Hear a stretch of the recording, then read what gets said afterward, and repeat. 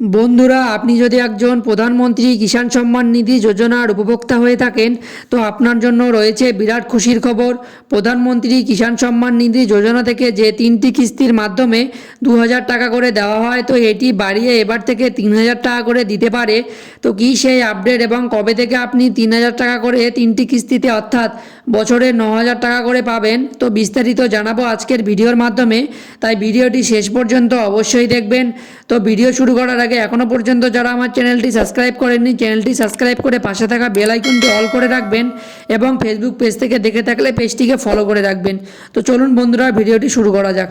তো আপনারা এখানে দেখতেই পাচ্ছেন যে এখানে বলা হয়েছে নতুন বছরে কৃষকদের জন্য রয়েছে বড় সুখবর।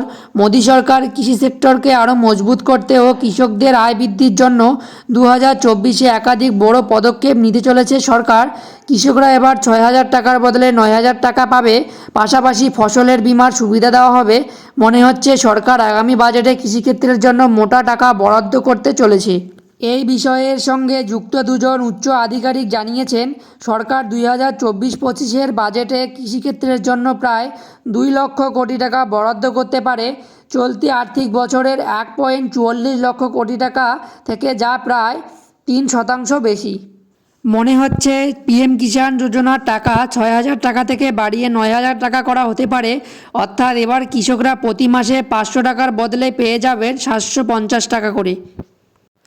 বর্তমানে পিএম কিষাণ যোজনায় কৃষকদের অ্যাকাউন্টে 3টি কিস্তিতে বছরে 6000 টাকা ট্রান্সফার করা হয়। এই ফেব্রুয়ারিতে যোজনার 5 বছর হতে চলেছে। আগামী 5 বছরের জন্য কৃষকদের আয় 50% বৃদ্ধি করার জন্য একাধিক পদক্ষেপ নিতে চলেছে সরকার। কৃষকদের কথা মাথায় রেখে প্রধানমন্ত্রী ফসল বীমা যোজনায়ও বেশ কিছু বদল করা হবে। 2016-তে শুরু হওয়া এই যোজনা অন্তত কম প্রিমিয়ামে কৃষকদের ফসলের বীমা দেওয়া হয়। প্রিমিয়ামের মাত্র 1.5 থেকে 5% কৃষকদের দিতে, বাকি প্রিমিয়াম সরকারের তরফ থেকে দেওয়া হয়। এবারের বাজেটে 30% বেশি টাকা বরাদ্দ করা হতে পারে। তবে এখনও এই বিষয়ে জানা যায়নি যে 1 ফেব্রুয়ারিতে হওয়া অন্তর্বর্তী বাজেটে এই টাকা বরাদ্দ হবে না, জুলাই মাসে পূর্ণ বাজেটে এই সিদ্ধান্ত নেওয়া হবে। তো বন্ধুরা, আশা করি বুঝতেই পারলেন যে ফেব্রুয়ারি মাসের অন্তর্বর্তী বাজেটে এটি নিয়ে সিদ্ধান্ত নেওয়া হবে নাকি জুলাই মাসের পূর্ণ বাজেটে এই নিয়ে সিদ্ধান্ত নেওয়া হবে, তা সঠিক বিষয়টি এখনও জানা যায়নি। তবে এই বিষয়ে আলোচনা চলছে। তো বন্ধুরা, এই বিষয়ে পরবর্তীতে কোনো আপডেট আসলে সেটি আপনাদেরকে জানিয়ে দেব। তাই আমার চ্যানেলটি সাবস্ক্রাইব করে পাশে থাকা বেল আইকনটি অল করে রাখবেন সমস্ত রকম ভিডিওর আপডেটগুলি পাওয়ার জন্য।